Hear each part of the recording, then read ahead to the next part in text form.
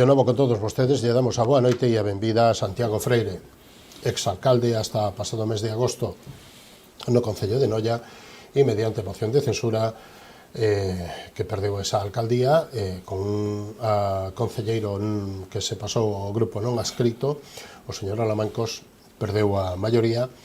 e dende agosto do pasado ano 25 portavoz do Partido Popular no Concello de Noia. Señor Freire, moi boa noite, benvido, e como estamos? Moi boa noite e ben hallados, e, bueno, pois, como decíamos antes, un pouco esperando a ver se melloran as condicións climatolóxicas e nos permite disfrutar un pouquiño do sol este tempo. Bueno, estamos, neso coincidimos plenamente. Algúnha valoración sobre as incidencias e os desastres ou as desfeitas que causaron estas borrascas no Concello de Noia e a resposta do Concello, se é que hai algunha queixa ou algunha valoración que facer por aí, señor Ferreira? Bueno, pois, evidentemente, é habitual que todos os invernos se produza algún desperfecto, algún dano como consecuencia dos distintos temporais, das choivas intensas e demais. É evidente que ao longo do preto de algo máis de 2 meses, pois veñense producindo unha cantidade de choivas que ocasionaron determinados desperfectos, ao igual que se produciron en outras ocasións. Creo que non debemos esquecernos que o ano pasado pois un temporal facía voar a cuberta da piscina municipal, eso obligou a ter que facer unha remodelación total da mesma, un investimento importante en repoñer a cuberta e levar a cabo unha serie de actuacións, ao igual que en un ano anterior pois se producía tamén un desperfecto significativo na cuberta do campo de fútbol de San Lázaro, nesa grada que hubo que repoñer toda esa cuberta, facer unha renovación integral, e son circunstancias que suelen darse como consecuencia pois das condicións meteorolóxicas, dos temporais que se dan en Galicia, e que prácticamente todos os anos pois causan algún que outro desperfecto. Nós, cando tiñamos a responsabilidade de goberno, tuvemos que asumir investimentos e reparacións importantes nese sentido, e agora, pois, o novo goberno ten que asumir, digamos, a reparación ou a sustitución dos elementos danados como consecuencia deses temporais. Aproban os orzamentos o 28, 29 de xaneiro, quero dicir que xa había habido borrascas. Hai contemplado nos orzamentos algunha partida para este tipo de situacións? Bueno, eu teño que decir que os orzamentos e ademais todos os datos que vou a dar son contrastados con números e con cifras reais, non con hipótesis nin con interpretacións. A min gústame ser riguroso e falar cos números sobre a mesa, cos datos oficiais. Este orzamento contempla unha partida para inversións moito máis reducida, máis de 1 millón menos que os últimos orzamentos que aprobamos o grupo do Partido Popular e do Noia, unha reducción significativa na inversión e ademais un investimento que se caracteriza porque non hai ningún solo euro cofinanciado, o sea, non hai ningún investimento que supoña o cofinanciamento ou que supoña, digamos, un plan plurianual con colaboración e con aportación económica de outras administracións. Eso denota unha falta de xestión ante administracións como a Xunta, a Diputación, o Estado, que non recollen ningún investimento cofinanciado. E, ademais, son cifras que calquera pode mirar nese anexo de investimentos, e o que recolle maioritariamente pois son cuantías de contratos menores que tanto criticaban antes, e fundamentalmente pois para pequenas actuacións de lavado de imaxen, de reparacións, mantemento e demais. Non hai investimentos que definan un modelo de vila, que definan, digamos, unha proposta de futuro, senón actuacións de carácter xenérico, onde é evidente que disminuye significativamente a inversión, non se contempla ningún solo euro para unha actuación tan debatida e comentada como era a construción dun centro de día na localidade, o Partido Popular e o Noia tiñamos un proxecto de construción do centro de día que entendemos que sigue sendo un proxecto viable e axeitado na Chaínza, no conxunto de instalacións que conforman esa antigua fábrica de curtidos da Chaínza, onde levamos a cabo a construción de un albergue turístico no que se inverteu €500.000, no que se está neste momento levando a cabo unha actuación que supón a rehabilitación doutro dos edificios para levar a cabo unha actuación de factoría da mocidade, e onde estaba previsto tamén a construción dun centro de día. Non continuar con ese proxecto pois supón que ese conxunto de instalacións pois vai a quedar inacabado, vai a quedar sin rematar e a parte, bueno, pois ninguén pode cuestionar que neses orzamentos non se contempla ningún céntimo para ese tipo de inversión, como tampouco se contempla inversión en materia de centros educativos. Baixo o noso goberno levanos a cabo investimentos en torno a 4 millóns de euros en materia educativa que supuxo melloras no Colexio Felipe de Castro, no Instituto Virxe do Mar, no campo de San Alberto e no Colexio da Barquiña, con dotación de comedores escolares e reformas, construción dun polideportivo, pasarela de conexión do Colexio Felipe de Castro hacia ese polideportivo, mellora da accesibilidade e toda unha serie de investimentos na mellora de eficiencia enerxética, impermeabilización, aillamento deses centros educativos. Aquí non se recolle nada, por tanto entendemos que nin os maiores nin os rapaces pois son unha prioridade para este goberno. E despois hai unha cuestión, e isto son datos oficiais, este último orzamento publicado no Boletín Oficial da Provincia, o último orzamento que nos aprobamos, un orzamento cuestionado e que sirveu de xustificación para que un concelleiro tránsfuga abandonase o grupo municipal do Partido Popular nun acto de cobardía que nin sequera tivo a deferencia ou a valentía de, xa non digo comigo como alcalde, sino cos seus propios compañeiros, cos seus concelleiros membros do mesmo grupo do que formou parte, de decir estou disconforme con isto ou estou en desacordo con esta cuestión, de unha forma traicionando digamos a confianza depositada por digamos, en este caso o anterior alcalde e os seus compañeiros de formación, pois tomou a decisión de non apoiar eses orzamentos logo de telos votados favorablemente na aprobación inicial. Na aprobación definitiva votou en contra e a partir de aí pasou ao grupo mixto e ata que, como consecuencia dunha sentencia do Tribunal Constitucional, pois plantexaron esa moción de censura. E unha persona que ademais tiña encomendada a tarefa de ser portavoz do Grupo Municipal do Partido Popular, tiña encomendadas responsabilidades na Policía Local, en persoal e en outras áreas que non quixo desenvolver e que dende o primeiro momento pois adicouse a outras cuestións e fundamentalmente ca intención de romper o goberno e, bueno, como consecuencia desa sentencia pois así pudo facelo e estas son as circunstancias nas que nos atopamos neste momento. Por tanto, considero que estes presupuestos, que ademais contemplan un incremento das tasas do lixo significativa en torno a 300.000 euros, foi das primeiras medidas que adotaron logo de asumir esa responsabilidade de goberno, subir esa tasa aos veciños e, como digo, pois con unha partida de inversións significativamente máis reducida e pode calquera comprobar cal era a inversión contemplada no orzamento anterior e cal é a inversión contemplada neste orzamento. E despois, ademais, que varios deses investimentos contemplados aí son proxectos xa aprobados na nosa etapa de goberno, proxectos que retrasaron a súa tramitación para incorporarlos a este orzamento, pero que xa viñan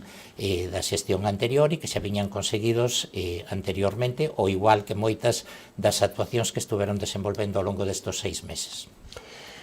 Digamos que aquí o que desfai todo, o que provoca toda esta, non só a moción de censura, sino toda esta situación, é un compañeiro que foi nas listas do Partido Popular, que se llama o señor Alabancos, que se pasa ao mixto. A día de hoxe, algunha resposta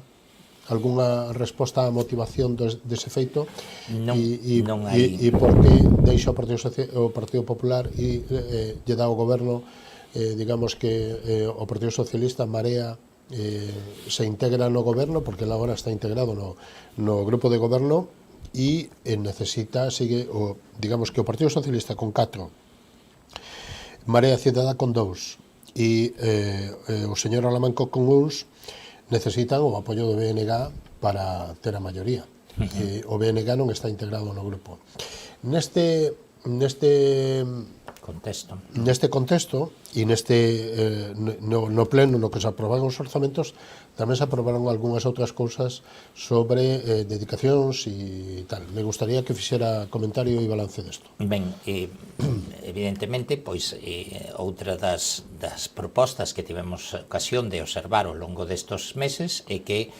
serviu para que se incrementasen as cuantías de dedicacións dos concelleiros que forman parte do actual goberno. Subiron esas cuantías significativamente. O señor Seijas Camaño, Manolo Seijas, ten a dedicación exclusiva máis elevada de toda a historia do Concello de Noia.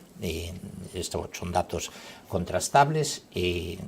Todos os concelleiros incrementaron a cuantía das súas dedicacións con respecto aos concelleiros do Partido Popular e do Noia, e tamén o persoal de confianza incrementou esa cuantía, levando un incremento a través dese último pleno, e eso demostra, bueno, pois que evidentemente hai un obxectivo por parte destos concelleiros de incrementar as súas retribucións, independientemente de que algún desos concelleiros ten vinculacións con empresas que facturan para o Concello e xeneran ingresos adicionais, aspecto que xa se analizará no seu momento. E logo tamén bueno, pois hai quen intentaron trasladar unha mentira á opinión pública, igual que outras moitas que trasladaron sobre a situación económica do Concello, dicindo que supoñía un aforro con respecto ao goberno do Partido Popular e do Noia. Ese aforro non, e ademais as cuantías de que falaban algúns para nada coinciden co que é logo a realidade. Decir tamén que sí que hai unha minoración na cuantía que cobra o actual alcalde. Eu tiña un sueldo equiparado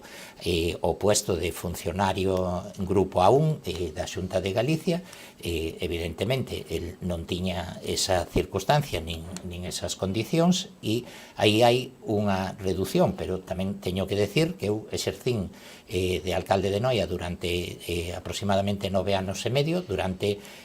os cuales, pois, prácticamente 3 anos non foi en réximen de dedicación exclusiva, senón compatibilizando o meu puesto de traballo que a alcaldía, co cual eso non supoñía ese custe para o Concello, e se votamos os números reais, pois non hai tal aforro, que o que deben entender e ter claro os veciños e veciñas de Noia. E ademais, como decimos, pois moitas veces o que se traduce esa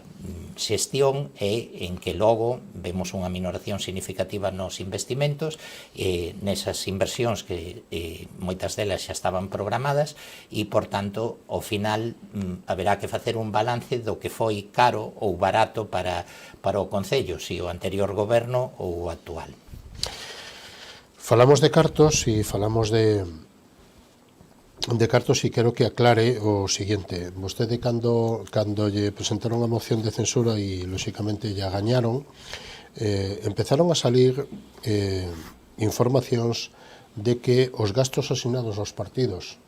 que o Concello asigna, e neste caso falamos do Partido Popular, pero a polémica está e surxeu donde se interpretaba ou se medio deixaba manifestando que eses cartos vostedes, o Partido Popular, e vostede como responsable do Partido Popular, os habían gastado en ou comidas, ou cenas, ou nos bares, ou nas cervezas de reunións dos compañeros, e que eso había sido mal usado e, ademais, de xeito deliberado. Me gustaría que aclare esta situación, porque a confusión, para cerrar a confusión. Ben, a ver, cada grupo político ten unha asignación dentro do Concello de Noia. Esas asignacións son para gastos de funcionamento dos grupos municipais. O Concello de Noia ten 5 formacións, 5 agrupacións municipais, que son o Partido Popular, o Partido Socialista, o Noia, a Marea e o BNG. Cada un deles ten unha asignación anual para gastos de funcionamento. Neses gastos de funcionamento pódense incluir gastos diversos de aluguer de locais, gastos relacionados con papelería, publicidade, gastos de imprenta, gastos de hostelería. Nos entendemos que levar a cabo unha reunión con veciños e celebrar nesa reunión un pincho ou digamos, manter unha actividade informativa e ao final da mesma facer un pincho ou ofrecer aos participantes pois unha botella de viño e un plato donde pulpo. cada un pide pois un refresco, unha cerveza ou a consumición que considera, entendemos que entra dentro dos gastos dos grupos municipais e deixando claro que esos non son gastos facturados ao Concello, son gastos facturados a cada unha das agrupacións municipais, que logo aportan e xustifican ante o Concello, pero que non son facturas pasadas ao Concello, senón emitidas ao Grupo Municipal do Partido Popular, ao Grupo Municipal do Partido Socialista, do Noia, ese matiz aí é o que da cuestión. Ben, da Marea e demais. E eu creo que con isto o que se fixo, unha vez máis, é intentar confundir a opinión pública, crear unha alarma social, intentar, a través de distintos medios de comunicación, dar a entender de que se facía un despilfarro e un gasto que non era axustado a dereito, e o que é evidente, unha vez que pedimos a relación de facturas e de gastos que usaron os demais grupos políticos para digamos, xustificar esa asignación, comprobamos que o Partido Socialista, a Marea, o Noia e todos os grupos con presencia na corporación fixeron uso da súa asignación, un tipo de gastos e outro en outro tipo, pero todos fixeron uso desa asignación e siguen a facendo ao longo do tempo, e que alguén considere que é máis, digamos, máis apropiado facer pasquíns ou facer folletos informativos e repartilos polos domicilios, e outros que consideren que é máis acaído pois facer unha reunión e convidar aos presentes a un refresco ou un pincho ou o que sea, pois cada un ten a súa forma de promocionar ou de dar a coñecer o seu programa e demais, tendo en conta que pois en algún caso trátase de un pincho de Nadal ou trátase de cuestións polo estilo. O que pase que aquí o que algúns intentaron facer é trasladarlle a opinión pública que se facía un dispendio con recursos municipais. E insisto, é unha cuestión que creo que debe quedar clarísima, son gastos emitidos a cada unha das agrupacións municipais e que logo se xustifican ante o Concello para, digamos, dar cumprimento a esas axudas ou subvencións que temos os distintos grupos para funcionamento. Bueno, fágame unha valoración destos 6 meses deste goberno. Bueno, pois eu creo que hai unha cuestión clara nestes 6 meses e un pouco o levábamos analizando ao longo da entrevista. De momento que accederon ao goberno, o que iniciaron foi unha campaña para intentar desacreditar, desprestixiar a xestión anterior e, en moitas ocasións, recurrindo ao engano, recurrindo á difamación, recurrindo á calumnia e intentando buscar un deterioro xa non só político, senón, en algúns casos, incluso persoal e profesional. Esa campaña de desprestixio ou de descrédito entendemos que a medida que a xente vai comprobando certas cuestións, pois vai vendo que non é así, que non hai eses miragues que algúns vaticinaban, e logo hai unha cuestión clara. este goberno non está aí porque o tivera o apoio mayoritario das urnas. Nos ganamos as eleccións en Noia 3 veces consecutivas dende que afrontei esa responsabilidade no ano 2015, ganamos as eleccións no 2015, no 2019 e no 2023. 7 concelleiros, a forza máis votada. 8 concelleiros en algún momento e noutros 7. Ben, chegamos a un acordo co Noia, que ten 2 concelleiros na corporación, e a suma do Partido Popular e do Noia neste mandato tiña eses 9 concelleiros e tiña unha suma que representaba aproximadamente 4.150 votos.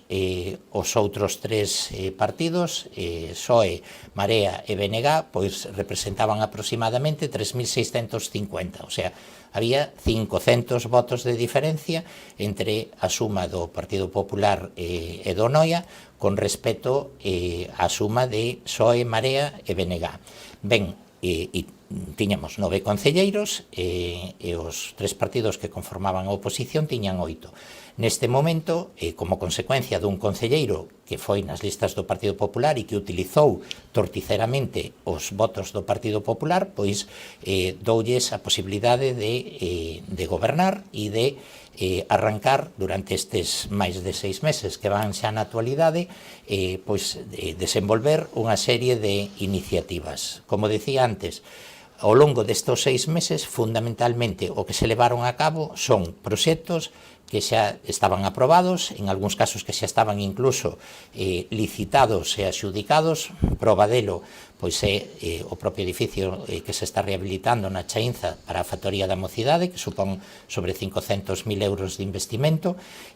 Proba delo é a actuación de saneamento que se le desenvolveu en Auga Levada, que supuxo un investimento en torno aos 150.000 euros, que rematou recientemente e que é unha obra que nos deixamos axudicada. As reformas que se fixeron no Coliseo Noela, as actuacións de mellora que as venderon a bombo e platillo, son actuacións que xa estaban aprobadas anteriormente, en uns casos financiadas íntegramente por parte da Xunta de Galicia e executada nestes últimos meses. En outros casos, as melloras, ampliacións de estacionamento beirarrúas no polígono industrial da Auga Levada, pois tamén actuacións que xa tiñan o financiamento aprobado e comprometido, estaba pendiente de executar, e as actuacións que se desenvolveron no interior do núcleo de Boa, que supuxo un investimento de preto de 50.000 euros, actuación de pavimentación axudicada por parte da Xunta de Galicia e xestionada previamente, ou os 400.000 euros de investimento para mellorar a pavimentación do vial que vai a Pontenafonso, que conecta os concellos de Noia e Outes, que máis supuxo a actuación no ámbito correspondente ao Concello de Noia e no ámbito correspondente ao Concello de Outes. Por tanto, e podería seguir relatando outras moitas máis. Por tanto, o que demostre que estes 6 meses o que fixeron foi levar a cabo actuacións que nós xa tiñamos encamiñadas, vendelas como propias, e outras moitas que se van a desenvolver ao longo dos próximos meses, pois retrasalas en algúns casos intencionadamente e noutros casos cambiando parte do proxecto ou cambiando parte da actuación para decir que é unha xestión súa. Pero ao final teremos a oportunidade de ver que determinadas inversións significativas que estaban comprometidas, pois no seu momento votaron en contra, como é a pavimentación do que é a zona portuaria de Labarta e a renovación dese tramo de paseo, que supoñía un investimento de 1 millón de euros. Claro, agora veñen as consecuencias. Ese investimento, logo de votar en contra e de dar traslado á Consellería correspondente, pois agora non figura nos orzamentos da Xunta. E o exemplo que antes falábamos do centro de día, pois é outra das consecuencias, e así seguramente se van a producir outras varias ao longo dos próximos meses. E iso o que conleva, pois ao final, é privar os veciños e veciñas de Noia dunha serie de investimentos e dunha serie de xestións que estaban avanzadas ou que estaban en tramitación. Estos días, ou hai unha semana, se firmaba o Concello e a Fraternidade Internacional do Camiño de Santiago e a Asociación de Municipios da Ría de Estreles firmaron un acordo de xestión sobre o albergue da Chaiza, basada no voluntariado e sin tarifas fixas. Este albergue todavía está pendiente de inauguración oficial. Como valora vostede este acordo de poñelo voluntariado e sin cuota fixa ou sin tarifa? Ben, pois ese é outro dos exemplos no que o anterior goberno conseguimos un investimento e levamos a cabo un proxecto complicado porque é actuar nun conxunto de instalacións que teñen unha protección patrimonial e demais, que hai que cumplir unha serie de requisitos a nivel arqueolóxico, a nivel patrimonial e demais, e conseguimos desbloquealos, se construiu ese albergue, se dotou de mobiliario e de todo o equipamento e esta casa tivo a oportunidade de estar presente en algunha desas actividades, en algún deses actos que xa se desenvolveron nesas instalacións. Ao principio, ao igual que sistemáticamente con todo o que estaba feito, adicáronse a criticalo, a cuestionalo, igual que cuestionaron pois o Museo do Mar, o edificio do Casino ou outras moitas inversións que nós materializamos e levamos a cabo e que eles pois se adicaron a poñerlle trabas e a poñerlle críticas ou polémica. Ben, no caso do albergue da Chainza había un documento, unha proposta de convenio que nos levamos a pleno no seu momento e supuxo pois que pouco menos que se reísen dese convenio e desa forma de xestión. Curiosamente, meses máis tarde, aproveitan ese mismo convenio e o venden como que é unha xestión súa e que ademais que supón unha serie de bonanzas. Por certo, unha instalación que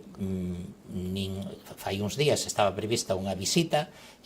precisamente con estes integrantes deste camiño, non se levou a cabo porque desde que nos abandonamos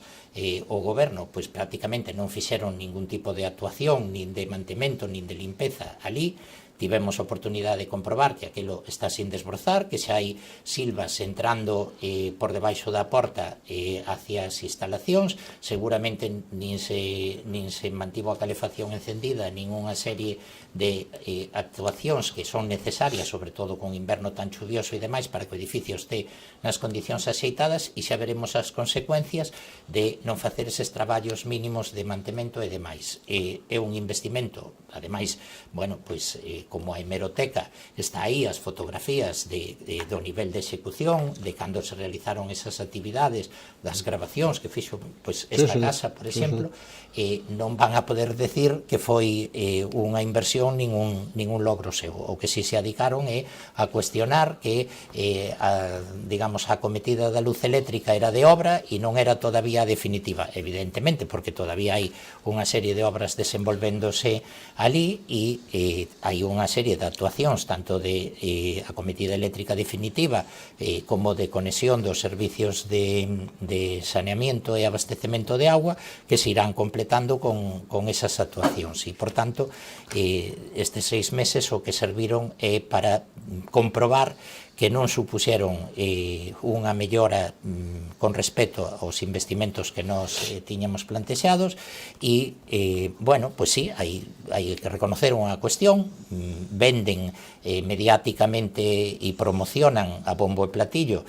todas aquelas cuestións que fan como se acabasen de descubrir a roda e en ese sentido pois hai unha parte do público que evidentemente pois compra ese discurso e creo que para facer un balance serio pois hai que esperar algo máis de tempo para que se vexa pois cales eran as inversións que se realizaban antes e cales son as que se están realizando agora. Bueno, señor Freire, lle agradecemos moito que haya pasado por aquí no día de hoxe. Acabase o noso tempo, pero ten un minuto para dicir o que vostede queira ou que eu non lle preguntei. Bueno, pois eu fundamentalmente o que quero facer referencia é que nós estamos levando a cabo a labor de oposición con rigor, con respeto pero vemos que moitas veces se dificulta esa labor, esa tarefa. Ao longo destes 6 meses non se convocou ningunha sola vez a Comisión de Seguimento da Contratación de Obra Pública, o cual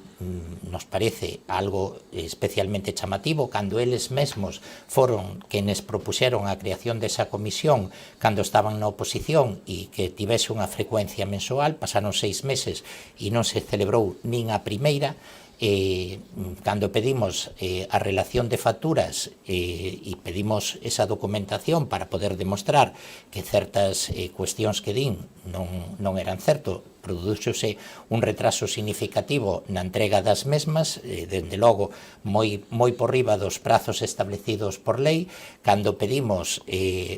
acceso a unha serie de facturas tramitadas ao longo dos últimos meses, non se nos dou, despois de 2 meses